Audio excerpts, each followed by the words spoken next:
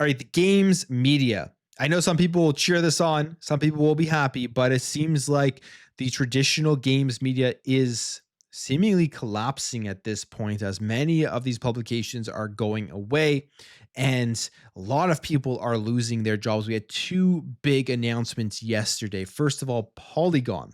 They have been sold off and there are massive layoffs now hitting the outlet. This says here, as first reported by Kotaku, Polygon has been sold by Vox Media to Valnet, and Valnet is the same parent company of other outlets such as The Gamer and Game Rant.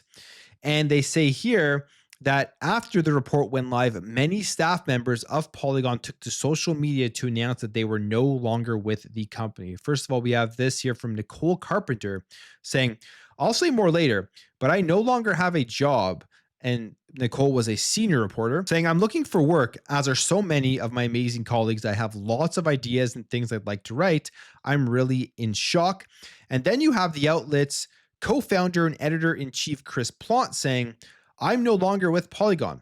If you're hiring, please consider the many talented writers and editors now on the market. So we don't know how many people did get laid off, but it seems as if Polygon is basically collapsing or completely changing under this sale under Valnet. And not shocking because there's a lot of decrease in just overall traffic and views to a lot of these main huge websites that I grew up with, that a lot of people grew up with. These were the staple names in video games industry and the video game journalism on the internet and everything.